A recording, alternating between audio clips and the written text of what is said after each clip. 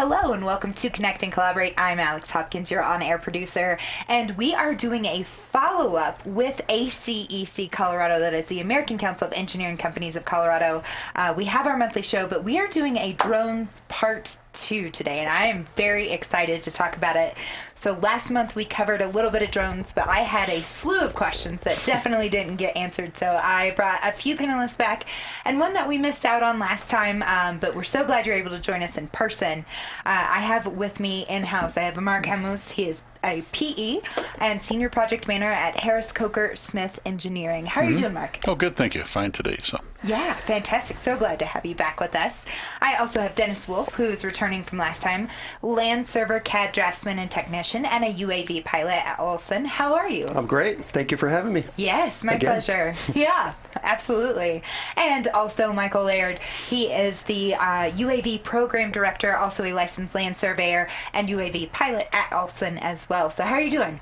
Great. Thanks for having me on the show. Yes, absolutely. My pleasure. So we got to nerd out a little bit before the show started here, talking about we have a drone on the table.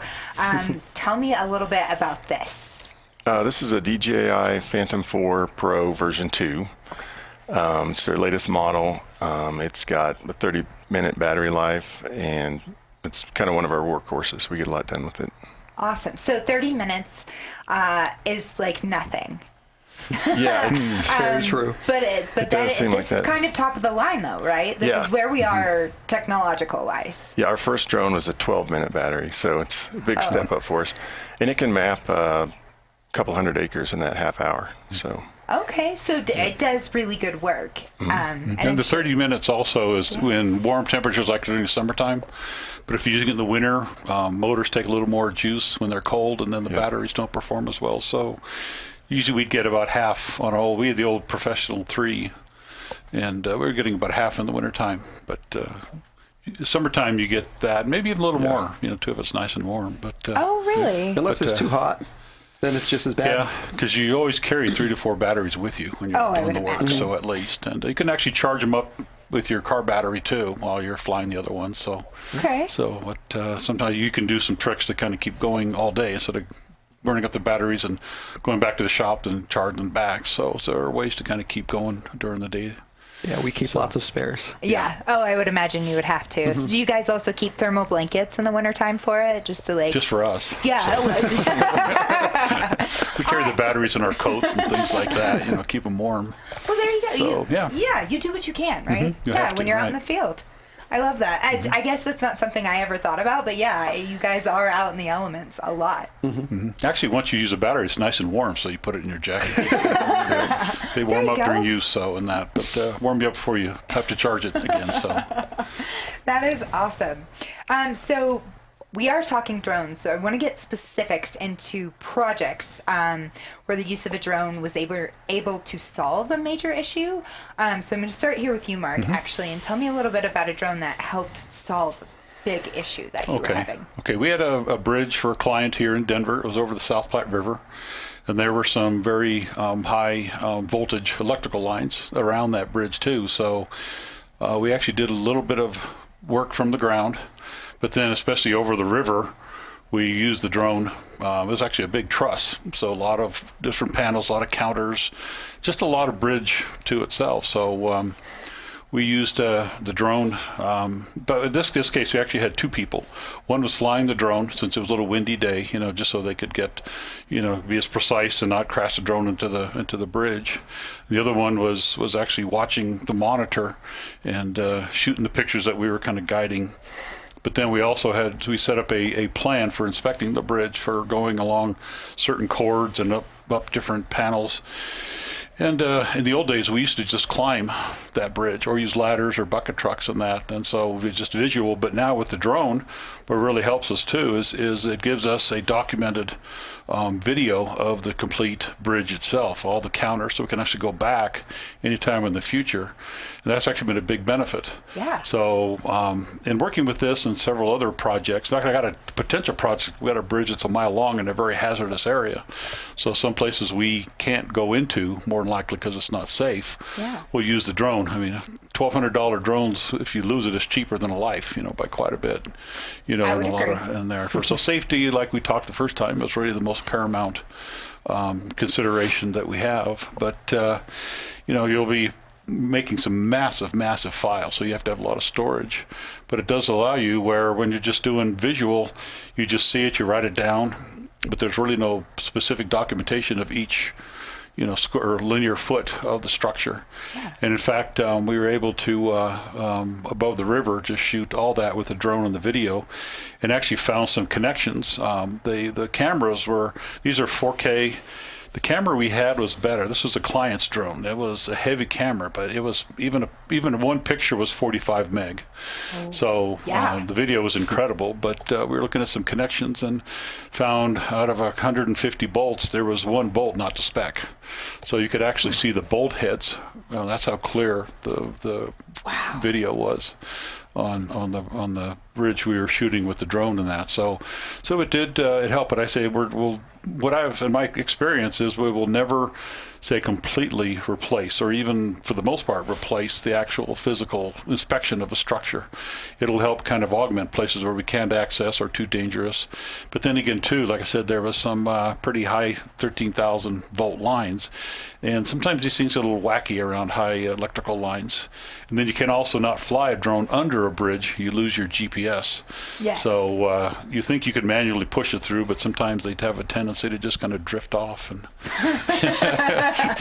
See, that's that AI taking over. We got to be real careful with this. This is where it starts. or maybe we need more, I guess. So it there does you come go. back to mama, when it starts taking off. So I don't know. What you guys? Yeah, how about a project for you? I've got a couple examples. I mean, my first thought is definitely, I brought this up last time, is my paper mill experience and the volumetrics going from, it took a 14-hour day and made it more like a 3-hour day out in the heat, way safer out there. But I talked about that enough last time. Another application that I've seen really applicable for what we do in survey specifically is like with a big Alta survey, maybe at an apartment complex or a Walmart or a shopping center. An Alta survey is a land title survey. It's usually when a big commercial property is being sold.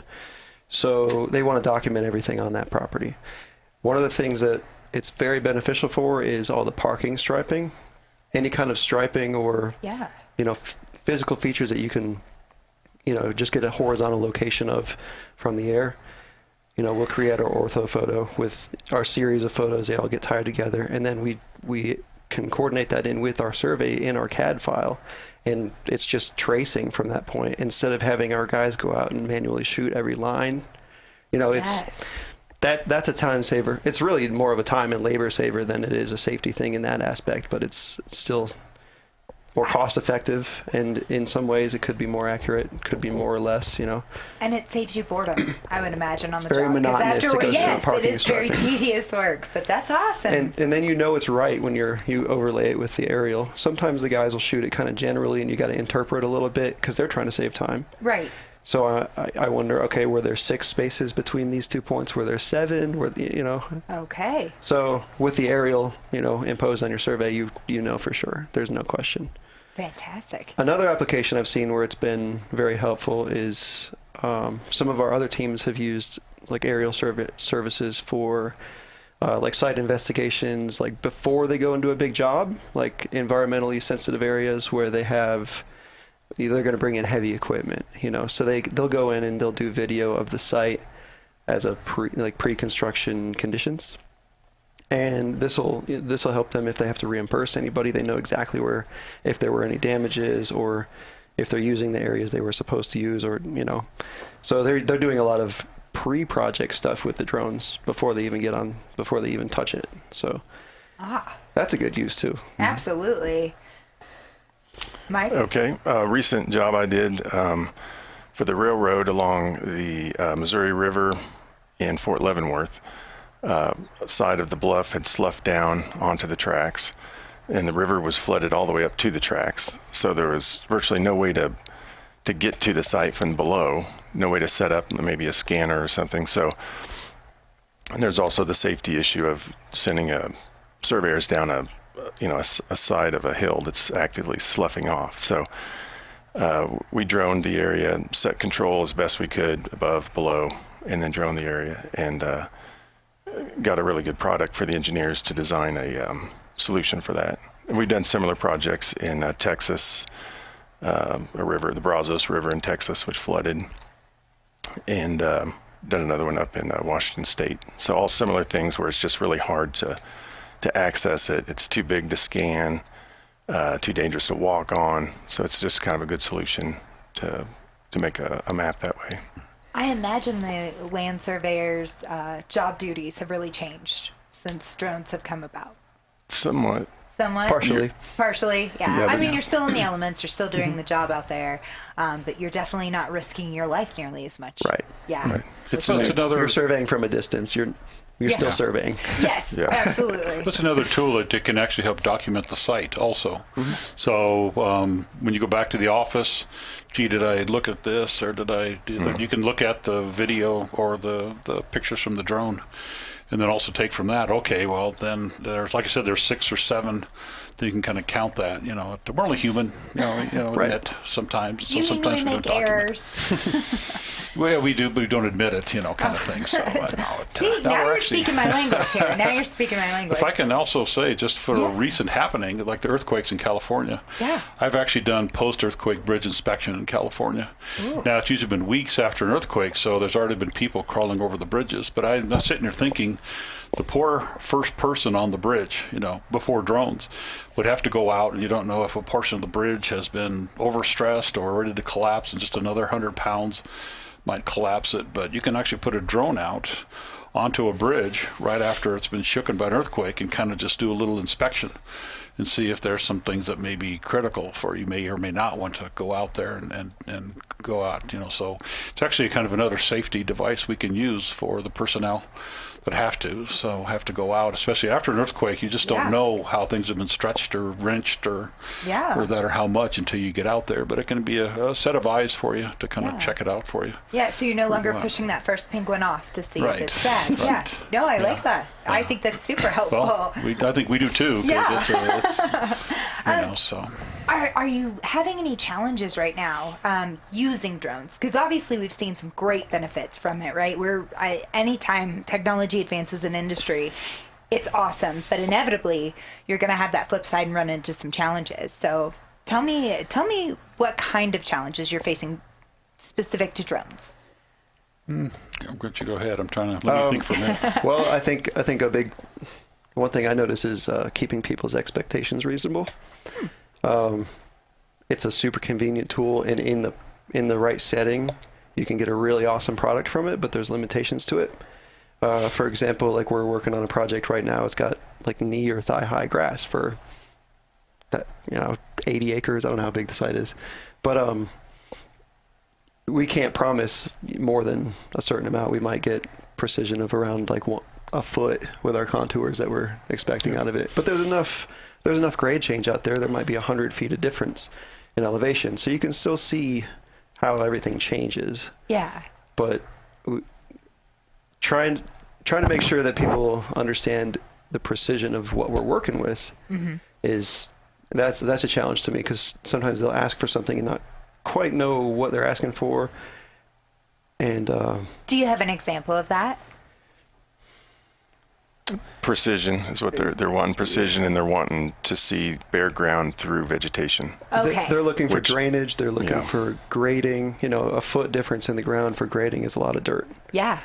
So that makes a big difference. And it's photogrammetry. It's not a laser drone. It's not LiDAR. So you're not going to penetrate any kind of vegetation. It will map to the tops of the crops or whatever you Right. have in the field. So if you're mapping on just a road or gravel or something where it's pretty solid, you're going to get much closer precision out of it. But anytime you get vegetation kind of mixing it up in there, it really adds to the challenge. Oh yeah, absolutely. Okay, so keep in mind it's a picture still. It's Yes. not necessarily grading for you. It's based off photos. I mean, it creates a contour map, but based off photos. You're taking a photograph and you're breaking it into each individual pixel essentially, and each pixel becomes a point floating in space in our software. And then you can measure between them, and you can filter out certain ones, the ground points or whatever you're looking for out of it. But it all does just come from a picture. So we keeping expectations where they should be is It's it's important. Yes, absolutely. Do you coach your clients on that? We do, yeah. Okay. We pretty much have to coach. If I can reinforce what you're saying, Dennis, is to coach our clients to kind of teach them how this really works, because sometimes it may take up to half a day to really plan, get permits, get approvals, and just get everything together before you even get the drone out at all. Yeah. And then even with the best of plans and that, you may have to change your plan in the field because of different conditions that you didn't anticipate. Absolutely. Or weather and that. So just trying to bring knowledge. They just think, I'll just take a drone, fly it out. And for commercial use, for businesses, we got to be more careful. We're more regulated. And so everyone thinks of drones as being like a hobby. Then you can just take it out of the box and then just fly it where you want to. Yeah. And but that's not even, we're not even close to that. Not we're even more close. regulated in that. So Yeah. so it's just trying to work with clients, kind of make them more knowledgeable of how this works, how it's another tool.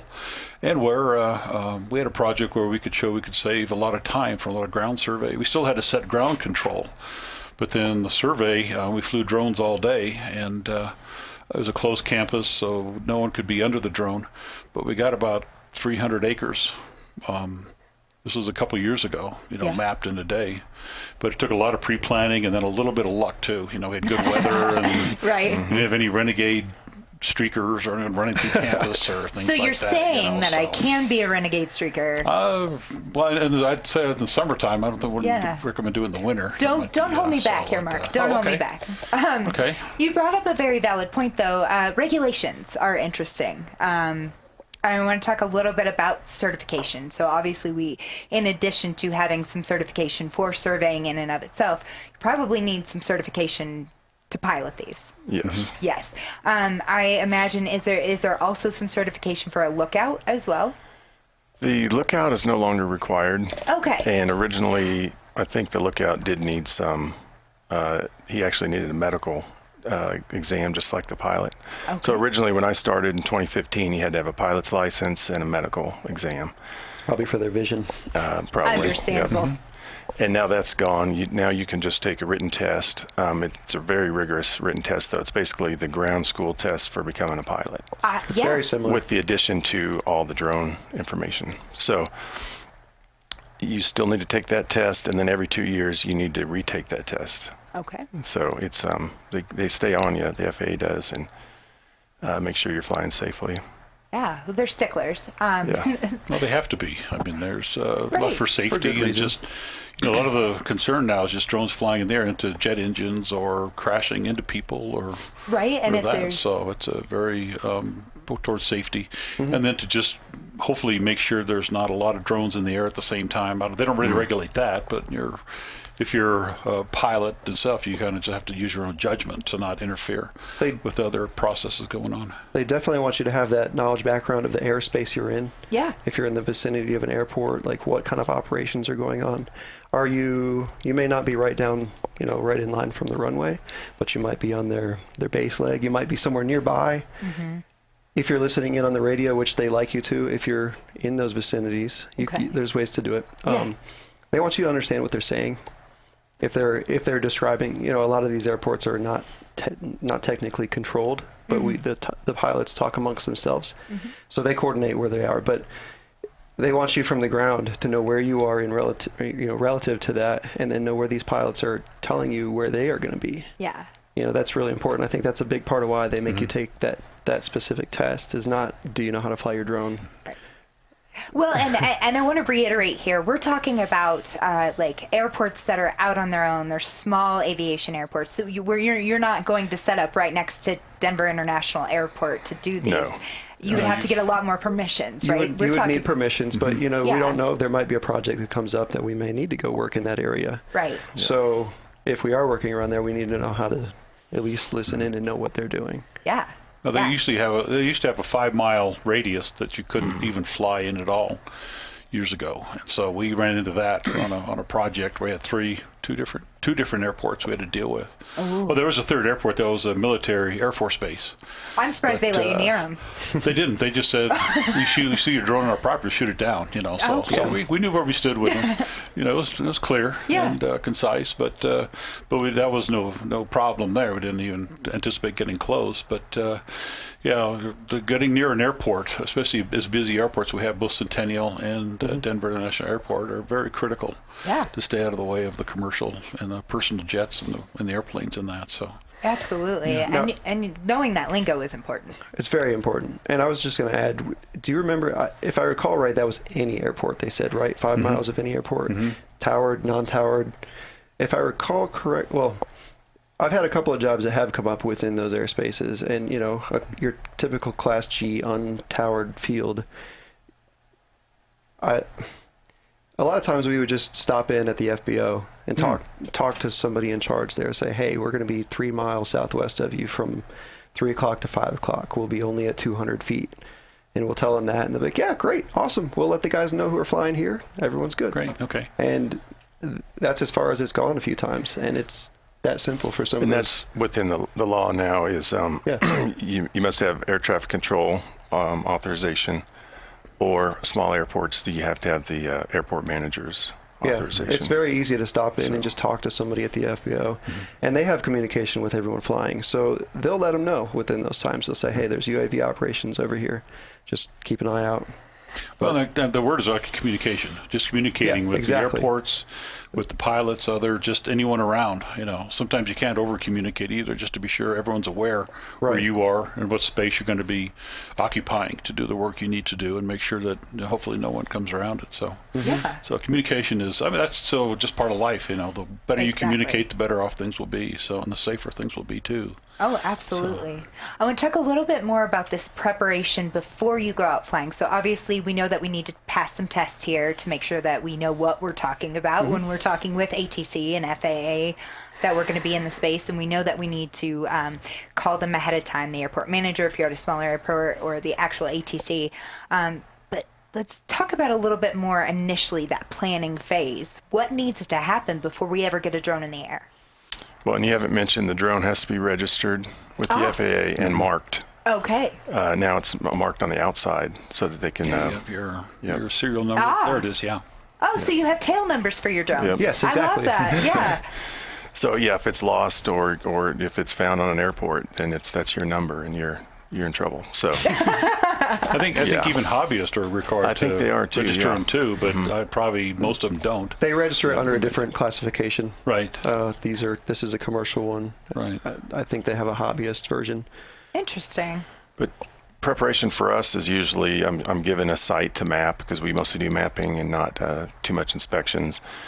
So the first thing you do is pull up the aviation chart and see where it's at, if it's in airspace. If it is, you can go and get authorization. You can request authorization to fly in that airspace. Then it's just a whole bunch of on-screen desktop laying out your control points. These are points that you paint, targets you paint on the ground, or panels that you set out for the mapping photo flights. You pre-program your drone. The flight will be programmed inside the iPad before you even get to the site. Check your weather, and then you just scour the site looking around. You're looking for schools, daycares, hospitals that might have a medevac coming through. Just really get a good idea of your site.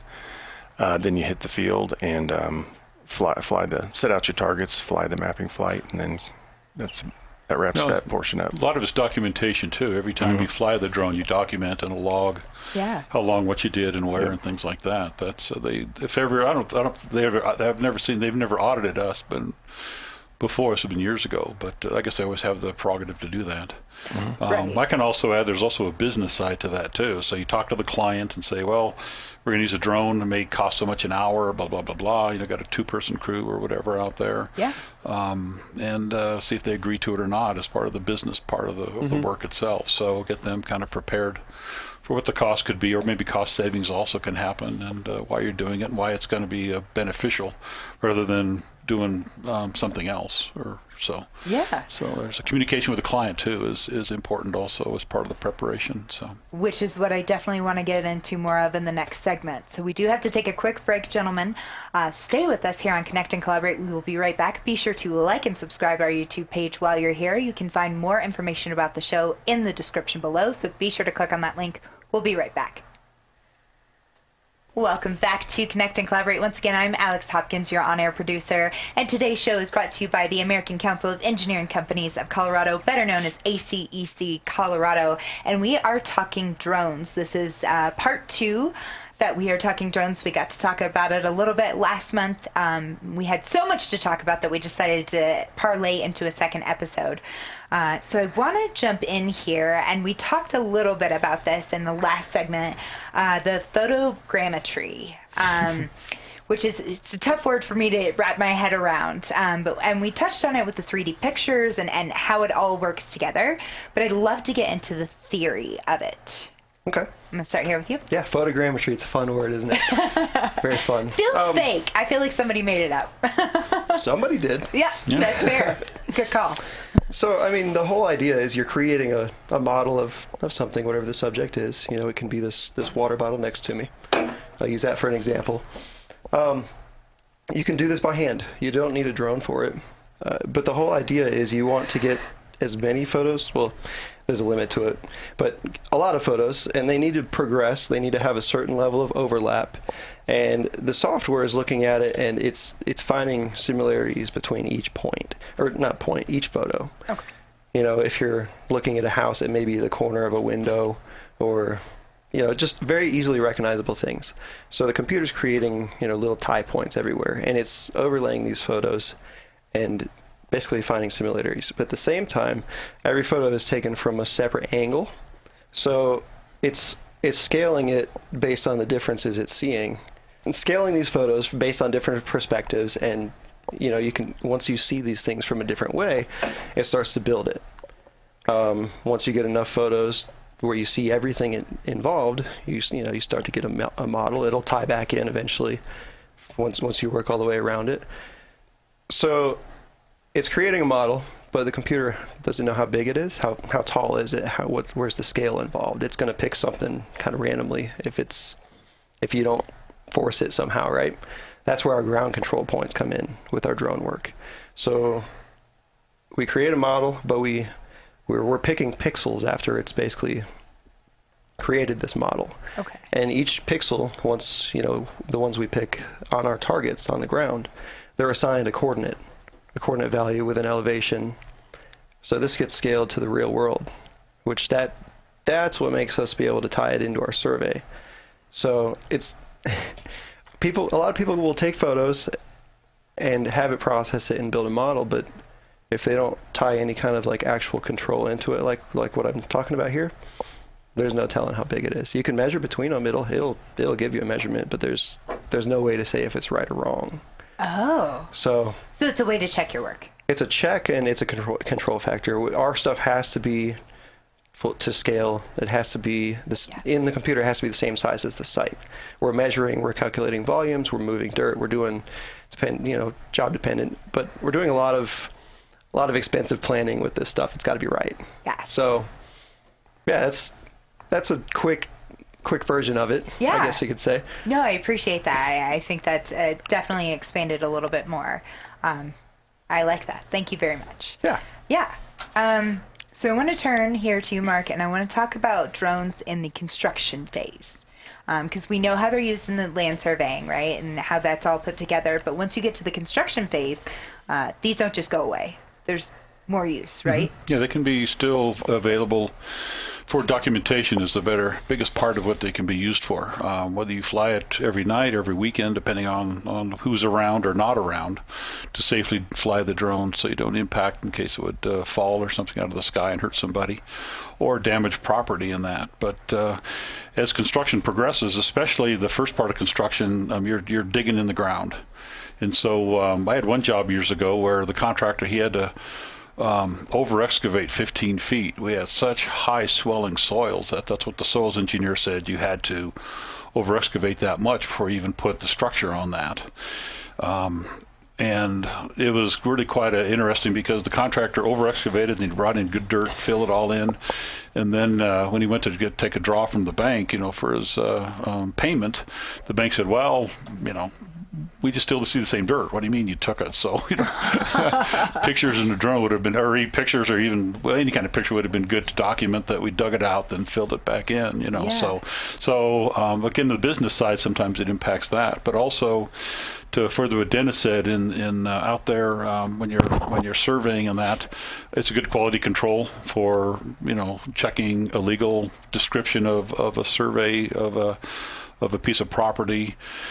It also we use it to document the location of new utilities in that. So sometimes utilities might go under a roadway or something, a lot of vehicles, and so we can just fly on the side, shoot it, and actually have good enough resolution, good enough precision to say, okay, we can do that, put that on a record drawing or what we call as-built, and represent where the location of things are.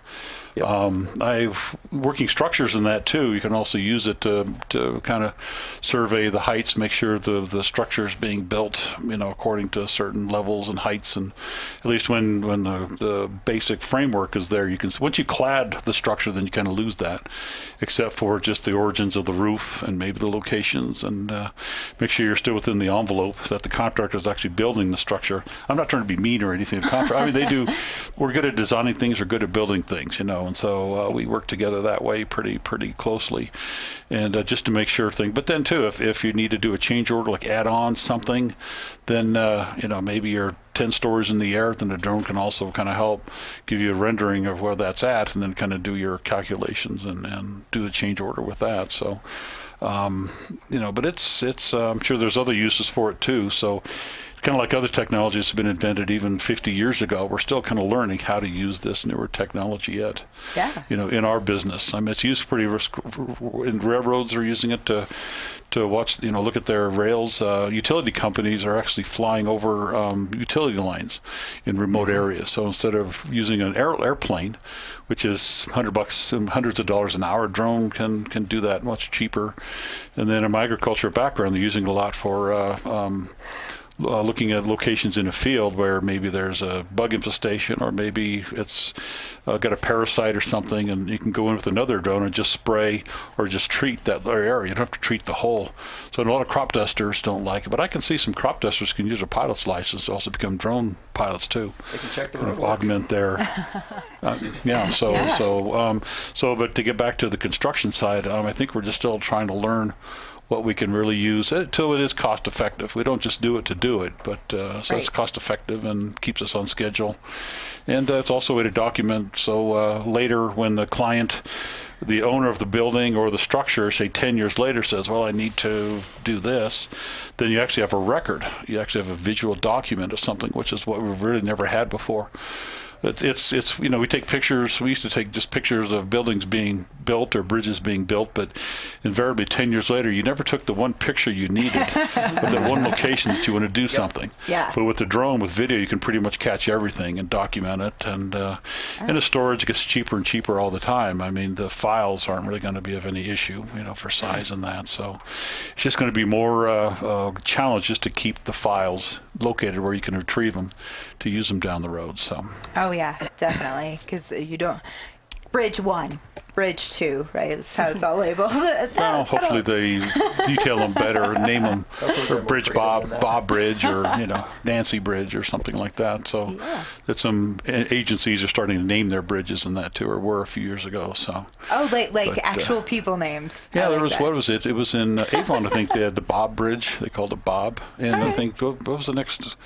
There were actually parallel bridges. I can't remember the name of the other one, but that was the first one that I ever heard of being named. So why not? Well, they started something, but I don't think they really developed a trend. So they tried. It didn't. They tried. Well, you can't say the word Brooklyn was already used, so you couldn't use that here in Colorado. We might know that one. So, London Bridge. Yeah, the Kavasu Bridge, something like that. We talked about this a little bit on the last episode as well as the last segment, but I want to reiterate here this cost savings, because you've mentioned it a few times, and I just want to go over that again.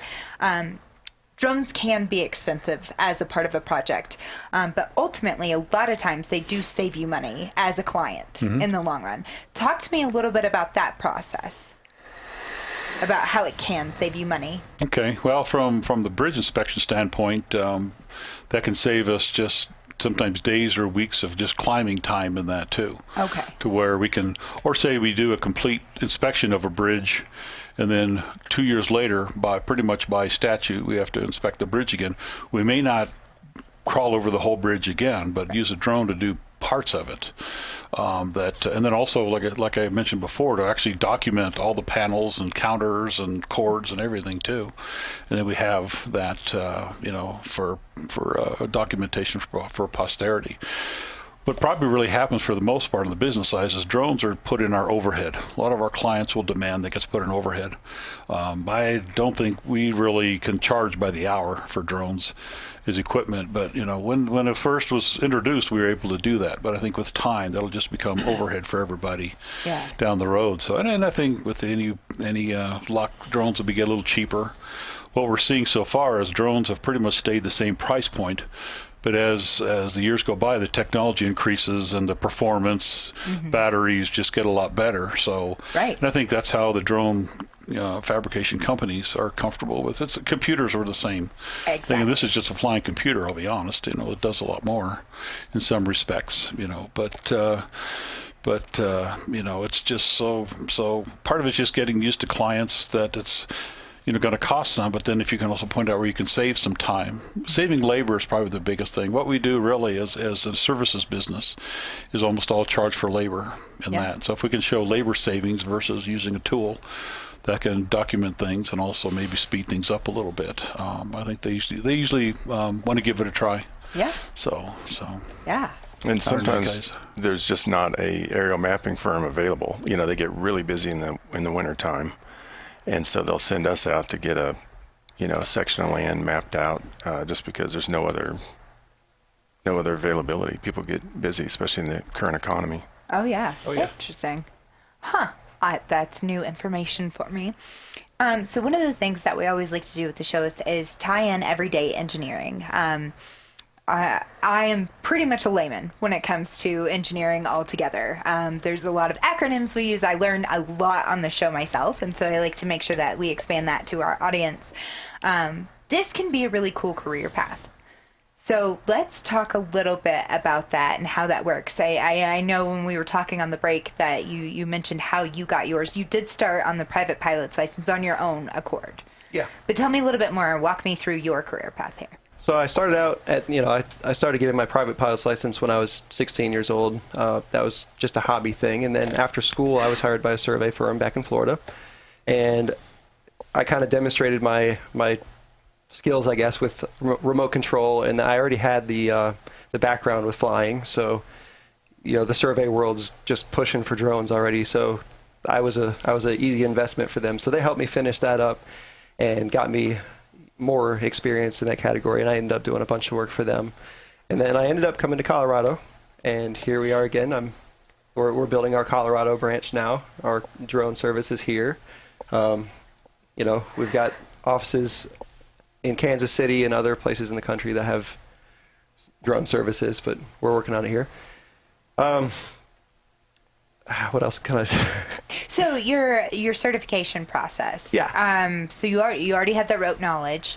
Right. So were you able to, as far as getting certified, was that done through Olsson, or did you have anybody help you get that extra testing done? That was all before I worked with Olsson. That was with the previous company I worked with. So they at the time they were saying that you had to have an actual private pilot's license. So I started with that, and then it changed to just say that you just had these rules change all the time. We've talked about that. Yes. But so then it was just the Part 107. But my flight training was all pretty much completed, and that covers way more than the 107 exam. Not to say that this 107 exam doesn't cover a lot of that stuff, which it does. Right. So I went and took that one. It was almost identical. So I ended up with both certifications. Yeah. Are you finding, so it's cool that your firm was willing to work with you previously.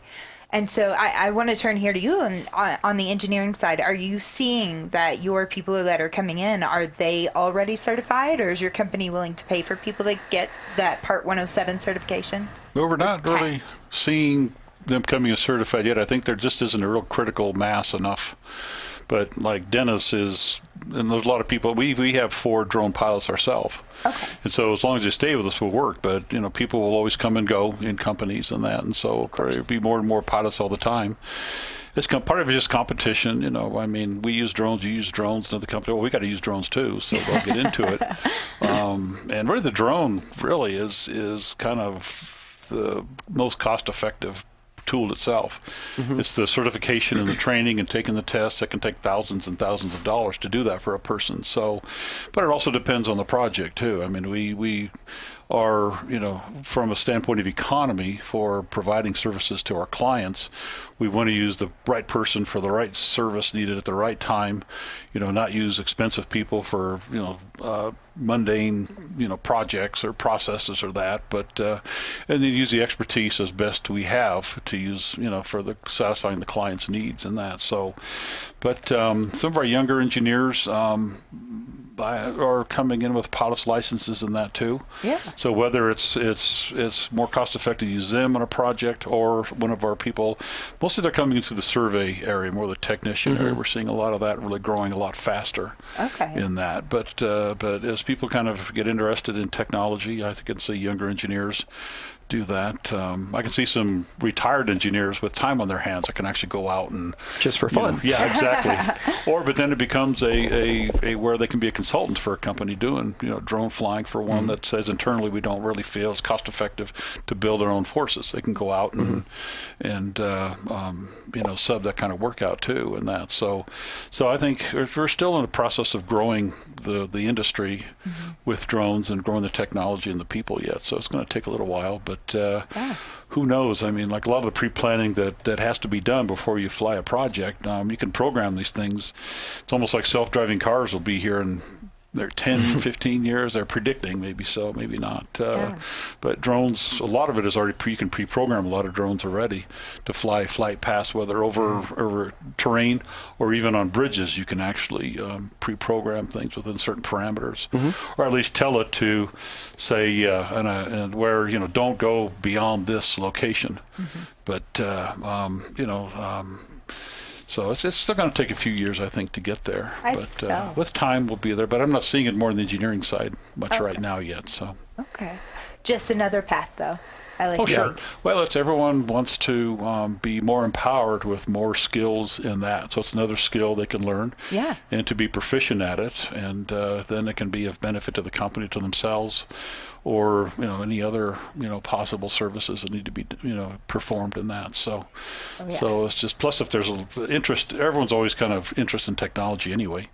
But I think if we're going to attract, especially with our engineering council, we're always going into middle schools and high schools and just trying to work with young students that are interested in math and science and kind of give them, like the show, we're looking to package this and other shows to kind of show them to what's the application of math and science into engineering and get that interest to them earlier. Yeah. So hopefully by the time they'll go into an engineering career and go be a consultant, or they go to contractor or industry too. So that is to grow a bigger pool of engineer students to be available for us and others. And if through that period, I know you're saying, Mike, I think community colleges are giving this. I've seen that, yeah. And that could be another elective for a college where you get a drone license and then you come out. I remember when I first started, we were hand drafting, and then within about 20 years, 25, a lot of people coming out of school were doing CAD drafting as engineers. And then actually a CAD drafter is a classification that's pretty much gone away. That's the degree I came out of school with. CAD drafting degree. But you already had some skills in a certain technology and problem solving. So this is just another application of those same skills for use for another technology that's being developed. So. And I would add, if you were looking to get into drone piloting in mapping or mapping modeling, anything like that, like any kind of survey background, field experience, or a degree in, say, like geomatics or GIS to an extent, not as much, but geomatics or a survey degree, having that mapping background before you even touch the drone sure makes it a lot easier to pick up. There's another word for it, geomatics. Geomatics. Yeah, there you go. You guys are giving me some The, great You want verbiage. it defined? Just the theory how it all comes together and how it's processed and Okay. how your control and everything comes in is all survey. So to have that background really makes it a lot easier to get to that final product. Yeah. Wonderful advice. I think a critical part for the engineer is to see, since he or she is usually the project manager, is to see their site and realize, hey, a drone could do this. Because I get a lot of We're seeing that more and more. I get my work from engineers and scientists within Olsson, and then other times I hear about people who maybe didn't use a drone, and I think that it could have been very useful. So just being in the project manager role, I think, is critical to think about drones. Very true. Oh, yeah. Absolutely. Yeah, definitely. One thing that we are never satisfied with as a society is technology and where it stands. So we always got to look to the future. So that being said, I know that we have wonderful technology at our hands right now. But what are the next steps? What else are we going to see in the future? As far as drones go, As far as drones, we have, we'll stick with drones. I don't mean. so applications of drones. Yeah, we could go a lot of different ways. with it. You're right. One big thing we're seeing in survey is the mobile lidar, the ability to scan the ground from the sky as opposed to using photos. Okay, now LiDAR, is that an acronym or is that just a word? It is an acronym. Okay. Light detection and ranging. So Okay. I was drawing a blank. We use lidar all the time. Like we say it all the time. Yeah. We tend to forget. So what it is a even- word for you. Yes, but it is technically it's an an everyday acronym. word in our Yes. office. It's a foreign word to a lot of people. A lot Yes. of people will, they're what the heck are these guys talking about right now? Yeah. So the easiest thing I would relate it to is like sonar on a boat. If anybody is if you've ever been on like a charter fishing boat or fishing tour, or you've got Or if a you've sonar, seen Red October. if you've got a fish finder on your boat, Yeah. yeah. So it's sending a signal and it's receiving a signal. But this is all light.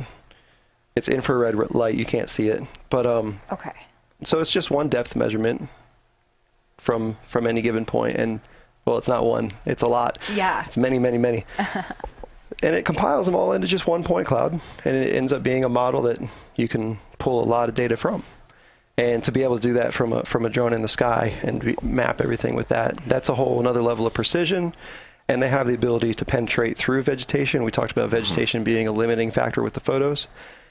The lidar will go right through it, and you can pull ground points from under trees, and it's incredible. This has been done from aircraft, for years, but Yes. now the technology is small enough to Exactly. run drones. It's still very expensive, but Exactly. Well, the one advantage to it too is like either at airports or even on a traveling interstate highway or a road, trying to survey with traveling vehicles, you set up the LiDAR station and you just keep shooting, and it'll just kind of block out the cars or the planes or that. Then what you're left with is just the terrain, which you're trying to get information from. But like Dennis said, it's billions and billions of points. When LiDAR first came about, it was a day or more of just sitting there with the technology, and then weeks and weeks of post-processing to get that cloud down to a map you could use.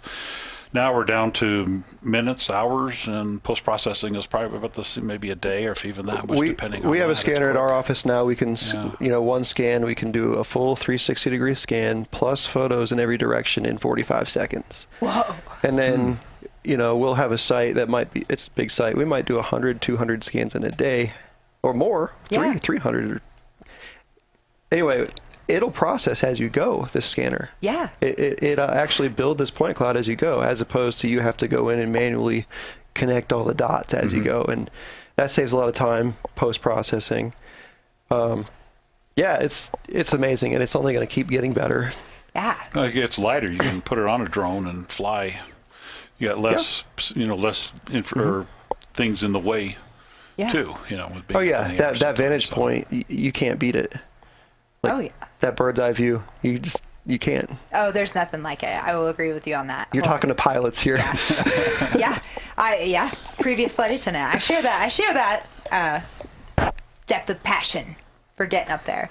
Thank you so much, gentlemen. This has been a fantastic conversation. I really appreciate it. I think I'm pretty satisfied now that I got a second episode in on talking about drones. So thank you very much for your time. I really appreciate it. So be sure, once again, to like and subscribe our YouTube page. You can find more information about everything that we talked about in the description below, so be sure to click on that. Have a wonderful day.